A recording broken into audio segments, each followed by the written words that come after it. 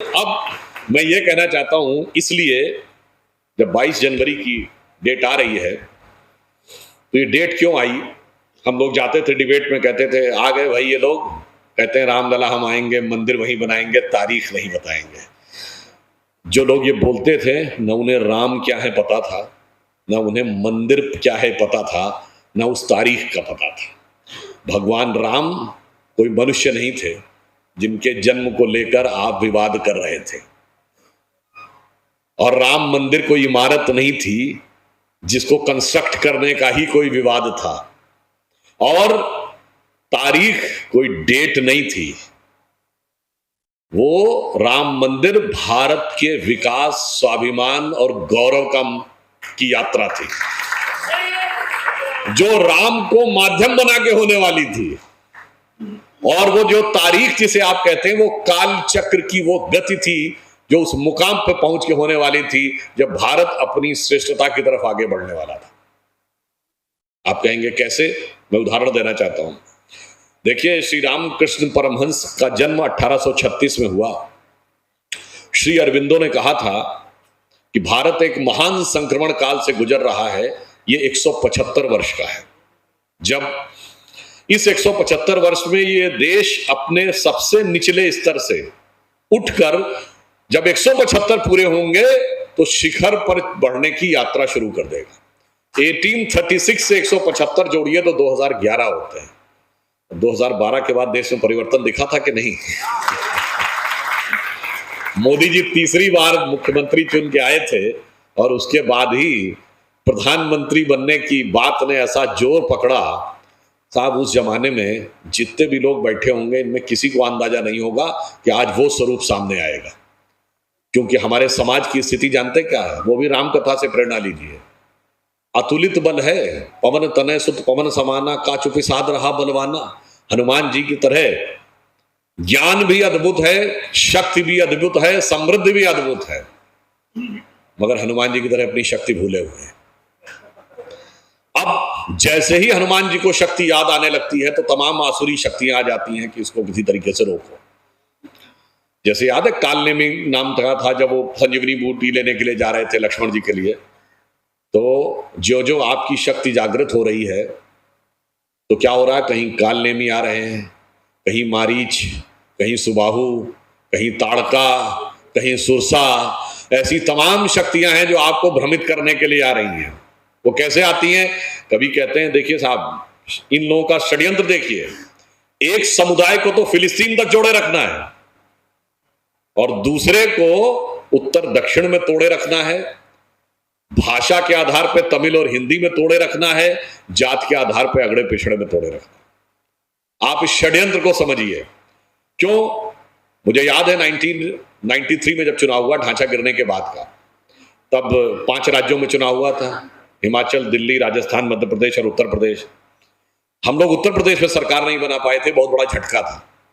तब सपा, बसपा और कांग्रेस आई, तीनों मौसेरे भाइयों ने मिलकर सरकार बना ली थी। आपको याद हो उस जमाने में एक नारा लगा था, मिले मुलायम काशी राम और हवा में उड़ गए जय श्री राम। उस समय हमारी एक नेत्री थी जिन्होंने कहा था कि यह नारा जानते क्यों लग रहा है? क्योंकि आपकी एकता में और आपकी एकता की शक्ति में थोड़ी कमी रह गई। जिस दिन आप वास्तविक एकता और शक्ति दिखा देंगे, उस दिन जो आज नारा लगाते हैं कि मिले मुलायम काशी राम, हवा में उड़ गए जय श्री राम, उस दिन नारा हो जाएगा क्या मुलायम क्या काशी राम, सारे बोलेंगे जय श्री राम। और आपने देखा कि अब वो दिन दिखने लगा। अब तमाम लोग आके बताइए, कोई ऐसी पार्टी है जो कह रही है कि हम मंदिर नहीं बनाएंगे? बल्कि वो कह रहे थे ताला हमने खुलवाया था। नहीं, वो तो हमने ये करवाया था। तो दूसरा कोई, मतलब जय श्री राम ने वो कमाल दिखाया है कि ममता बनर्जी बंगाल के चुनाव में मंच से चंडी पाठ करती हैं, प्रियंका गांधी यूपी के चुनाव में मंच से देवी स्तुति करती हैं, यूपी के चुनाव में अखिलेश यादव जी को सपने में भगवान दिख गए, और गुजरात का चुनाव आया तो केजरीवाल को नोट पे भगवान दिख गए। ये परिवर्तन क्यों आया? क्योंकि बदले बदले मेरे सरकार नजर आते हैं जब से दिल्ली में बैठे हुए मोदी सरकार नजर आते हैं।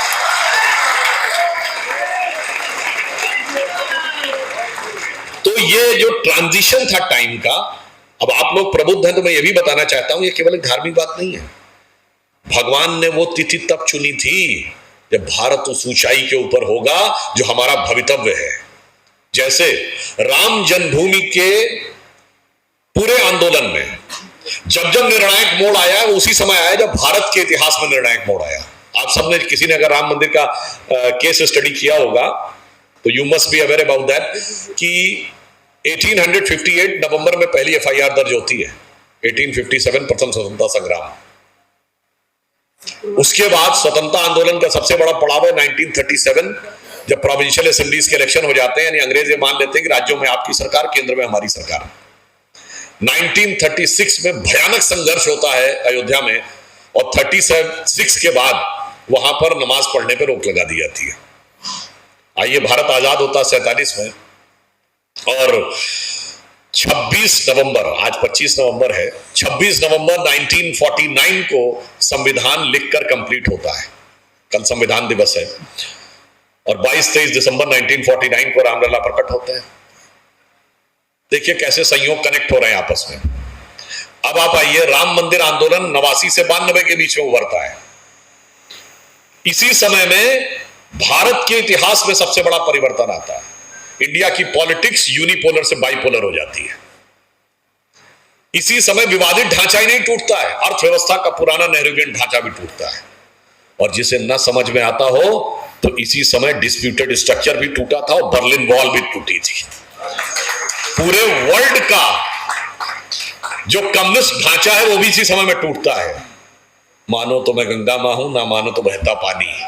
समझ लीजिए कि क्या संकेत था। उसके बाद आइए, अगला बड़ा पड़ाव आता है जब 2003 में अटल जी की सरकार के समय में खुदाई करवाई जाती है। इन लोगों ने खुदाई पर रोक लगा रखी थी, कोर्ट से स्टे ले रखा था कि वहां पे एक्सकेवेशन नहीं हो सकता।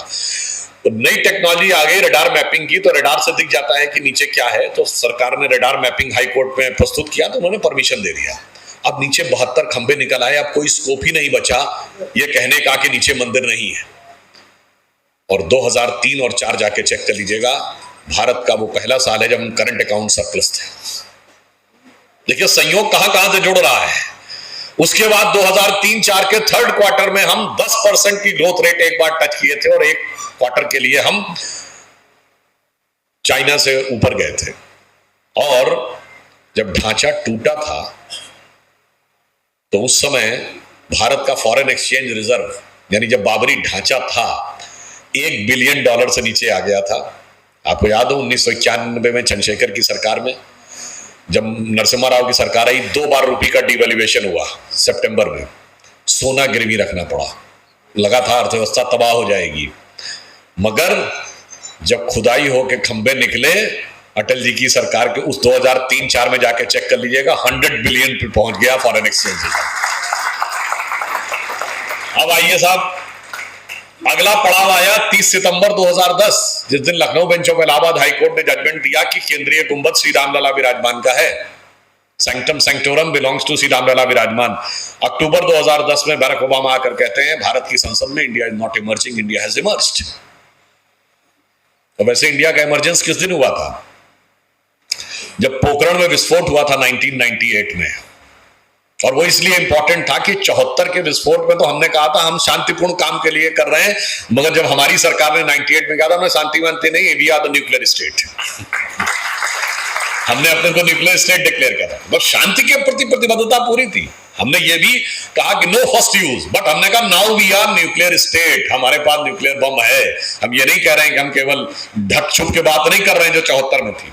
अब आप आइए, अब 2019 में जजमेंट आया।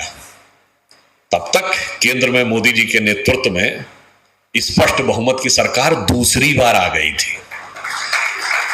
उत्तर प्रदेश में योगी जी के नेतृत्व में 325 की मेजॉरिटी की सरकार थी, जो हम लोग कभी कल्पना नहीं करते थे कि नहीं 400 की असेंबली में 325 सीटें होंगी। और देश उस मुकाम पे जाकर पहुंच रहा था। अब जब मंदिर का ताला खुलने वाला है, और ये इसमें भी देखिए एक संयोग है, वो इसको दैवी योग माने जो भी। 9 नवंबर 1989 जिस दिन शिलान्यास हुआ उस दिन देवोत्थानी एकादशी थी, जो भी आपने 3 दिन पहले मनाई होगी। देवोत्थानी एकादशी मानी जाती है ना, जिस दिन खाटू श्याम का भी प्राकट से उत्सव होता है। और जिस दिन सबसे भयानक वाली कार सेवा हुई 30 अक्टूबर 1990, जिस दिन गोलियां चली थी, परिंदा भी पर नहीं मार पाएगा, उस दिन भी देवोत्थानी एकादशी थी। और 9 नवंबर 2019 जिस दिन जजमेंट आया, 8 और 9 नवंबर को देवोत्थानी एकादशी थी। देखिए भगवान कैसे कनेक्ट कर रहे थे। अब यह भी एक संयोग देखिए, भगवान राम का राज्याभिषेक ऐसे ही थोड़ी हो गया था। पहले निषाद राज का राज्याभिषेक हुआ था, माता शबरी का सम्मान हुआ था, फिर सुग्रीव का राज्याभिषेक हुआ था, फिर वानर, रीछ, भालू, गिरकंदराओं में रहने वाले, समाज के सबसे कोने में रहने वाले सारे लोगों को एकत्र किया था, तब खड़े होकर धर्म की शक्ति प्रकट हुई थी। अब 2019 में जब शिलान्यास हुआ, जजमेंट आया, तब हमारे राष्ट्रपति कौन थे? श्री रामनाथ कोविंद, जो अनुसूचित जाति समाज से आते हैं। और जिस दिन उद्घाटन हो रहा होगा तो द्रौपदी मुर्मू जी हमारी महामहिम राष्ट्रपति होंगी, जो भारत की पहली अनुसूचित जनजाति समाज की महिला हैं। और भारत के प्रधानमंत्री श्री नरेंद्र मोदी पहले पिछड़े वर्ग के जननायक प्रधानमंत्री हैं। वो देवगौड़ा जी की तरह एक्सीडेंट परिस्थिति जन्य नहीं है, वो जनता की समर्थन से निकले। अर्थात जो राम के काल में हुआ वही राम मंदिर के काल में भी हो रहा है, मगर जिनकी बुद्धि पर काल सवार था उन्हें कहां समझ में आने वाला था ये। और आप देखिए अभी तो 2 महीना बाकी है ना, आते आते क्या हुआ, जो कहते थे तारीख नहीं बताएंगे, वो तारीख जानते क्या क्या मुकाम दिखाने वाली थी कि हम 5वीं बड़ी अर्थव्यवस्था बन गए, 4थे बड़े स्टॉक एक्सचेंज बन गए, 3रे बड़े ऑटोमोबाइल मैन्युफैक्चरर बन गए, 2रे बड़े मोबाइल हैंडसेट के मैन्युफैक्चरर बन गए, और इंफ्रास्ट्रक्चर में इन्वेस्ट करने वाले हम दुनिया के नंबर 1 देश हो गए। आज इंफ्रास्ट्रक्चर में हमारा इन्वेस्टमेंट अमेरिका से ज्यादा है। और इतना ही नहीं, चांद के अछूते कोने दक्षिणी ध्रुव को छूने वाले हम दुनिया के पहले देश हैं। और इतना ही नहीं, उस चांद के कोने को जो नामकरण करने का अधिकार रहता है किसी भी देश को, किसी भी प्लेनेट पर कोई भी देश लैंड करता है तो उस देश को यह अधिकार होता है उसका पॉइंट का नाम रखे। तो प्रधानमंत्री मोदी जी ने नाम क्या रखा? पॉइंट शिव शक्ति। यानी शिव और शक्ति दोनों को, इसीलिए मैंने कहा ना, तारीख यह थी कि भारत की शिव और शक्ति चांद की ऊंचाई पे होनी थी राम मंदिर निर्माण से पहले। और एक और बात समझिए, दुनिया में जितनी धर्म संस्कृतियां, विनम्रता से कहता हूं, वहां भगवान सिर्फ पुरुष है, ईश्वर सिर्फ पुरुष है, स्त्री तत्व का कोई स्थान नहीं है ईश्वर में। सिर्फ हमारे यहां शिव शक्ति, भगवान शंकर अर्धनारीश्वर माने गए हैं। ऐसा उदाहरण आपको कहीं नहीं दिखेगा। और मैंने क्यों कहा कि एक दृष्टि से पहली दिवाली थी, चांद पे शिव शक्ति का नाम होना और फिर नारी शक्ति वंदन अधिनियम लोकसभा से पूरी दोनों संसद से पारित होकर महिलाओं के संसद और विधानसभा में प्रतिनिधित्व का मार्ग प्रशस्त होने के बाद की ये पहली दीपावली थी। इसका अर्थ क्या हुआ? क्या क्या मंजर होने थे। भगवान लीला दिखाते हैं तो समझ में नहीं आता कि किस जमाने में होना था। अब एक और बात बताऊं, एक और नजरिए से पहली दीपावली है। हम 5वीं अर्थव्यवस्था बने अपने 75वें वर्ष में, अमृत काल में, अमृत महोत्सव वर्ष में। किस देश को पीछे छोड़ के? ब्रिटेन को पीछे छोड़ के। वो ब्रिटेन जिसने हम पे हुकूमत की थी। और समझिए भगवान ने क्या सुखद संयोग दिखाया है कि वो चर्चिल कहता था कि हिंदुस्तानी इसलिए इन पे हुकूमत करना जरूरी है क्योंकि इन्हें राज करना नहीं आता। हम बताएंगे इन्हें कि राज कैसे किया जाता है। आज इतनी उखाड़ पछाड़ हुई इंग्लैंड की सरकार में कि एक भारतीय उन्हें समझा रहा है कि राज कैसे किया जाता है।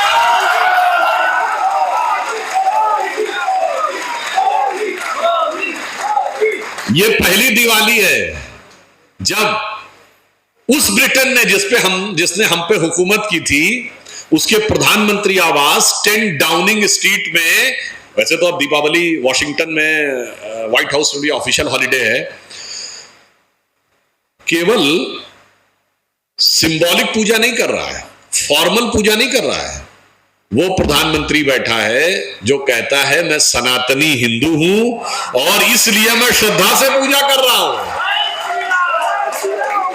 जो ये कहता है कि साहब हमारे डेस्क के ऊपर सदैव गणपति विराजमान रहते हैं मुझे प्रेरणा देने के लिए।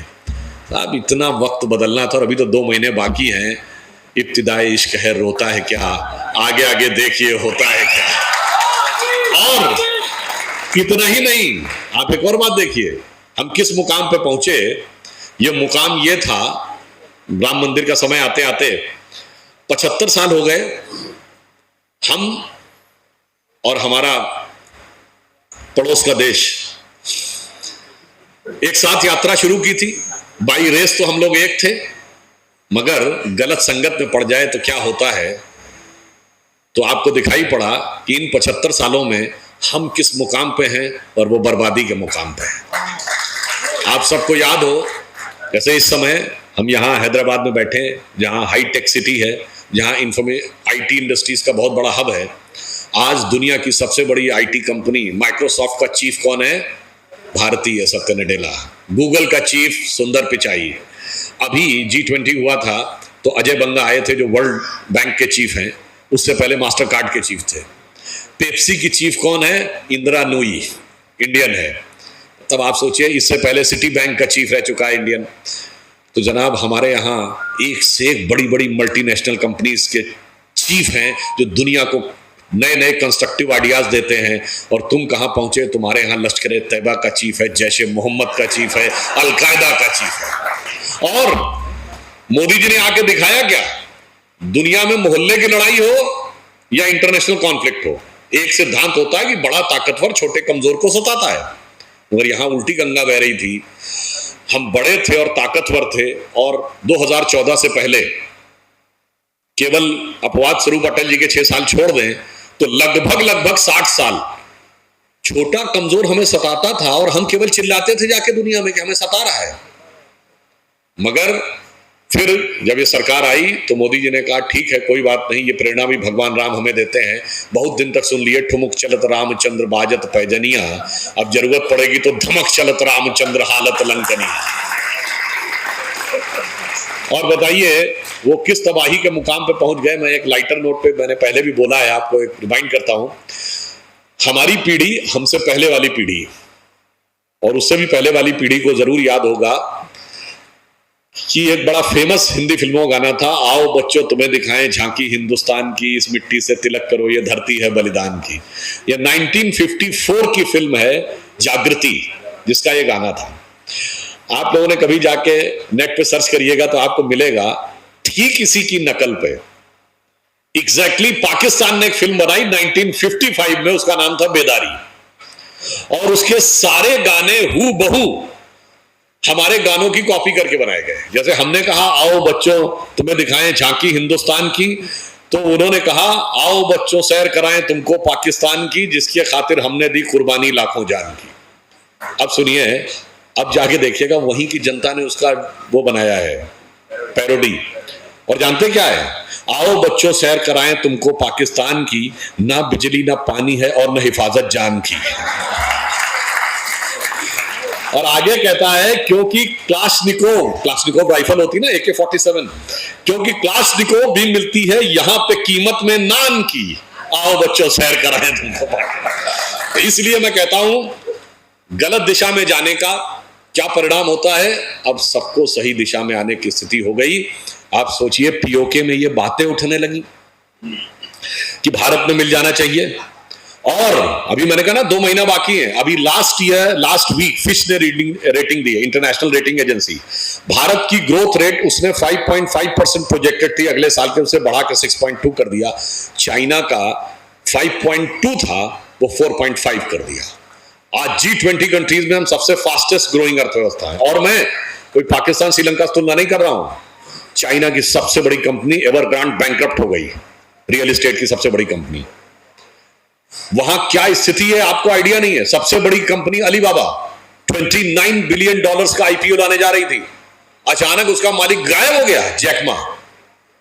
3 बड़ी कंपनियों के CEO गायब हैं, रक्षा मंत्री गायब, विदेश मंत्री गायब। और सुनिए उसके बाद कैसे कैसे लोग हैं जो रेटिंग देते हैं कि प्रेस स्वतंत्रता में चीन भारत से 30 पॉइंट ऊपर है। जहां रक्षा मंत्री गायब है, विदेश मंत्री गायब है, कोई खबरें नहीं है। सबसे बड़ी कंपनी का सीईओ 3 महीने गायब रहा, पता नहीं है। कितने निचली सोच के वो लोग होंगे जिन्होंने रेटिंग बनाई, और उससे ज्यादा निचली सोच के वो होंगे जिन्होंने इस रेटिंग का गाना गाया भारत में। अब आइए, अमेरिका में सिलिकॉन वैली बैंक बैंकरप्ट हो गया। आप जाके चेक करिएगा, जून के महीने में अमेरिकन बैंक्स ने कैश की इतनी डिमांड की है फेडरल रिजर्व से कि वो लोग परेशान हो गए। क्यों? उन्होंने कहा कि सिलिकॉन वैली बैंक के कोलैप्स के बाद लोग अपना पैसा बहुत निकाल रहे हैं, क्योंकि उनके अंदर सेंस ऑफ इनसिक्योरिटी आ गई। तो हमारे पास जो आप रिक्विजिट कैश देते हैं उससे ज्यादा होना चाहिए। यानी चुनौतियां बड़े बड़े देशों के पास है। इंग्लैंड में तो स्थिति यह है कि पिछले जाड़े में वहां लोग कहते थे कि we have hardly time, hardly money either to eat और टू हीट, यानी बिजली बहुत खर्च होती थी ना। तो दुनिया के सारे देशों में हालत ये, और उसके बाद हम अभी पिछले हफ्ते जो महंगाई की दर आई 5% से नीचे हो गई, 4.8%। दीपावली में जो एसोसिएशन ऑफ इंडियन मर्चेंट्स का डाटा आया है, 3,75,000 करोड़ रुपए की खरीदारी हुई है, और छठ को जोड़ ले तो 4.5 लाख करोड़ की खरीदारी हुई है। छोटी मोटी चीजें, मतलब बर्तन, TV, fridge, scooter, motorcycle, car, सोना चांदी मिला के पिछले साल के मुकाबले 20 से 24% अधिक खरीदारी हुई है। यानी बदलाव दिख रहा है। हम ये नहीं कह रहे कि बहुत अच्छा हो गया है, धीरे धीरे कोविड के बाद बाहर निकल रहे हैं। जिनको छोटे मकान कहते हैं, जो 50 लाख से नीचे के होते हैं, उनमें 18-20% अधिक खरीदे गए हैं। जो लग्जरी मकान कहलाते हैं 1.5 करोड़ से ऊपर के, उनमें 22 से 24% अधिक खरीदे गए हैं। यानी ये सारी की सारी चीजें एक सही दिशा में जा रही हैं, जबकि पूरी दुनिया में इधर उधर हो रहा। मतलब ऐसे समझिए कि दुनिया के समुद्र में सुनामी आई हुई है, और हमारा जो कैप्टन है वो बड़ी कुशलता के साथ संभाल के निकाल के ले जा रहा है। मगर उसके बावजूद ये लोग क्या कहते हैं कि नहीं वो साहब ये जहाज हिचकोले खा रहा है, कैप्टन की गलती। अरे भाई देखो, अगल बगल के पलट गए, उलट पलट के डूब गए, और उसके बाद तुम कह रहे हो।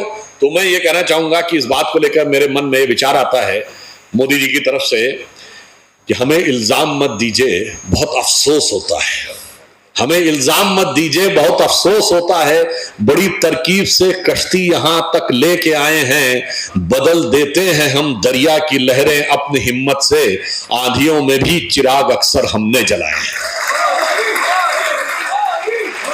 और इसलिए मैं ये भी कहना चाहता हूं कि ये शक्तियां सिर्फ ऐसी नहीं है, ये बाकायदा कॉन्फ्रेंस करती हैं इरेडिकेशन ऑफ सनातन धर्म, यानी हिंदी में कहें तो हिंदू धर्म का समूल नाश। उत्तर भारत में तो मां लक्ष्मी के बारे में आपत्तिजनक बात, तो राजस्थान में आपने देखा पीएफआई की रैली कोटा में निकलने की परमिशन मिलती है। याद करिए, वो राजस्थान जिसके बारे में कहा जाता था कि जमा सके अधिकार तनिक खिलजी लेकर हथियार नहीं, और ठहर सकी इस पर क्षण भर अकबर की भी तलवार नहीं। जो तलवार से जहां सर झुका नहीं, वहां सर तन से जुदा हो गया। इससे ज्यादा शर्म की बात क्या हो सकती है। मगर याद करिए, उदयपुर की धरती पर यह हुआ था। ये चित्तौड़ का वो क्षेत्र है जहां गोरा का सर कटने के बाद भी एक पहर तक धड़ लड़ा था। तो मैं सिर्फ ये बताना चाहता हूं कि चुनौतियां कितनी खतरनाक हैं। और क्या कहते हैं कि सनातन धर्म तो डिजीज है, डेंगू है, मलेरिया है, मच्छर है, एचआईवी है। तो उनको सिर्फ ये बताना चाहते हैं, साहब आप जिसको डिजीज कह रहे हैं, डिजीज के निवारण की सारी चीजें तो उसमें हैं। अभी आपने पूजा की होगी दीपावली पे, गोवर्धन पे, तो पूजा में जो चीजें यूज होती हैं सिर्फ उनको देखिए। हल्दी प्रयोग करते हैं, हल्दी स्ट्रॉन्ग एंटीसेप्टिक है, साइंटिफिकली प्रूवन। तुलसी प्रयोग करते हैं, देवोत्थान एकादशी किया होगा, स्ट्रॉन्ग एंटीऑक्सीडेंट है, साबित हो चुका है। पीपल का पेड़ पत्ता यूज करते हैं, 100% कार्बन डाइऑक्साइड एब्जॉर्ब करता है, 100% निकालता है। ठीक, अब आप आइए, गाय का दूध यूज करते हैं, A2 मिल्क गाय के दूध में होता है, एकमात्र वही है। भैंस के दूध में गुड कोलेस्ट्रॉल अधिक नहीं है, सिर्फ गाय के दूध में गुड कोलेस्ट्रॉल अधिक है। गंगा जल प्रयोग करते हैं, ऑक्सीजन कंटेंट गंगा जल में सबसे ज्यादा, ये प्रूवन है। इसका अर्थ क्या हुआ जो जो चीज हम पूजा में प्रयोग करते हैं वो तो डिजीज को समाप्त करने के लिए है। अब इसके बाद भी उसमें किसी को वायरस नजर आता हो, इसका मतलब वायरस उसमें नहीं, वायरस उसके दिमाग में घुस गया है। और वो जानते हैं कौन सा वायरस है? वो एम वायरस है। वो एम वायरस क्या है? Macaulay virus of 19th century है, Marxist virus of 20th century. इन दोनों ने हमारे दिमागों में ग्लानि का भाव भरा है। और एक मनी वायरस भी है, ये करप्शन करने वाली सारी पार्टियां। और एक और भी है जो आप लोग सोच रहे होंगे तो सही सोच रहे होंगे, उस संभावना से भी इनकार नहीं किया जा सकता। तो इसका जो निदान है वो क्या है? वो भी एम फैक्टर है, मोदी फैक्टर। अब देखिए, कोरोना हुआ था तो लोग कहते थे कि भाई एक फर्स्ट डोज, सेकेंड डोज, फिर बूस्टर डोज। तो मोदी वैक्सीन की एक डोज लग गई है, दूसरी डोज लग गई है, अब बूस्टर डोज की जरूरत है। क्योंकि आप, अंत में मैं गंभीरता से बात कहना चाहता हूं। देखिए, हम यहां तेलंगाना में बैठे हैं, केंद्र में ही हमारी सरकार थी, यहां नहीं थी।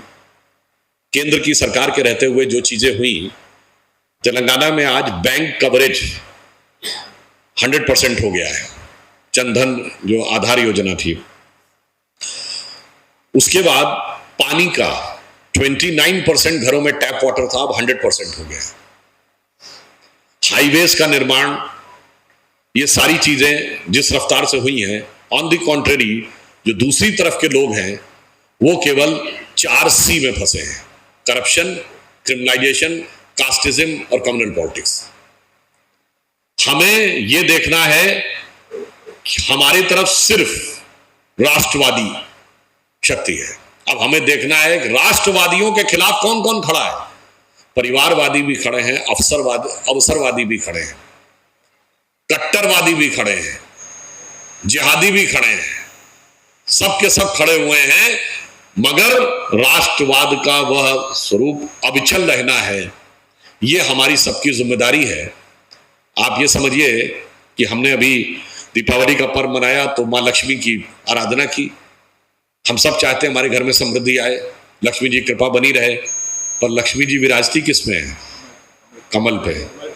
तो जितना कमल खिला रहेगा उतनी ही लक्ष्मी जी की कृपा रहेगी।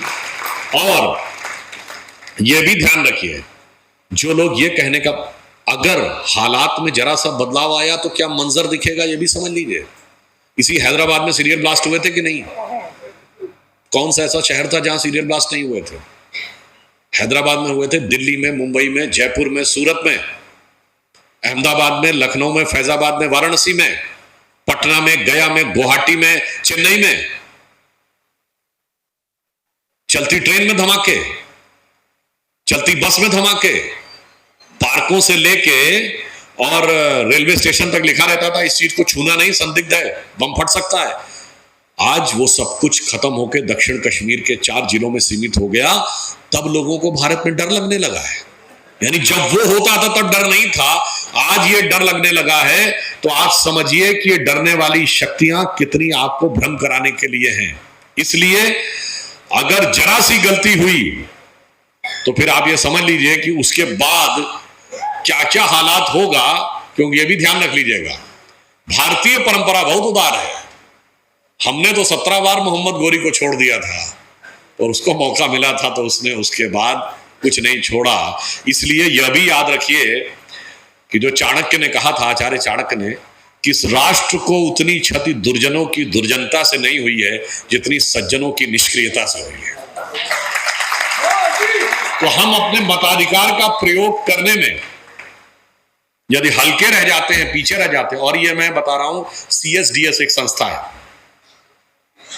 योगेंद्र यादव उसके चीफ रहे पहले, उसने एक डाटा दिया है कि विदेशों में जो वोटिंग का पैटर्न है वो ये है कि वहां पढ़े लिखे लोग ज्यादा वोट करते हैं, जो कम पढ़े लिखे हैं, माइनॉरिटी है, लिटरेट है, कम वोट करते हैं। यहां उल्टा है।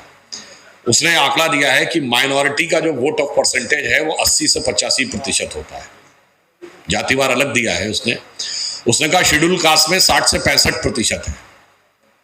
उन्होंने कहा कि जो अर्बन मिडिल क्लास है उसमें 48-49% है और जो अपर कास्ट है उसमें 45% है। पढ़ा लिखा 45 और 50% देगा तो 80-85 से क्या मुकाबला करेगा। इसीलिए राष्ट्र को क्षति दुर्जनों की दुर्जनता से ज्यादा सज्जनों की निष्क्रियता से हुई है। यह बात बस आपको ध्यान रखना है और यह भी आश्वस्त रहिए कि समय हमारा आ गया है। अब किसी को कोई कंफ्यूजन नहीं रहना चाहिए कि भारत किस दिशा में जाने वाला है। जो बात मैं पहले बोल चुका हूं, एक बार पुनः यहां पे रिपीट कर देना चाहता हूं। हाँ, एक चीज और, यहां राजस्थान के लोग बैठे होंगे। राजस्थान में पिछला चुनाव हम कितने से हारे थे? 1,40,000 कुछ वोट का अंतर था। 50,000 बूथ हैं राजस्थान में। 3 वोट पर बूथ पड़ जाते तो हम जीत जाते। एक बूथ पर केवल 3 वोट। सोचिए 3 वोट का क्या अंतर। और राजस्थान के लोगों को याद होगा, जो इस समय वहां के स्पीकर हैं सीपी जोशी, 2013 का विधानसभा चुनाव 1 वोट से हारे थे और उनकी पत्नी नहीं गई थी वोट देने और बच्चे नहीं गए थे वोट देने। तो सोचिए एक एक वोट का क्या महत्व होता है। इसे ध्यान रखिए और बिल्कुल आश्वस्त रहिए। जैसा मैंने आपको बात बताया कि मोदी जी के नेतृत्व में भारत जो महान भारत बनने की तरफ आगे बढ़ रहा है, उसमें हमें सक्रिय भूमिका नहीं निभानी है, अग्रणी भूमिका निभानी है, क्योंकि हम दुनिया के अब बिगेस्ट देश हो गए इन टर्म्स ऑफ पॉपुलेशन और यंगेस्ट देश भी है। पर इतना ही पर्याप्त नहीं है, हम ओल्डेस्ट कंट्री भी हैं, because we are the oldest civilisation, और टारगेट रिचेस्ट कंट्री बनने का भी है।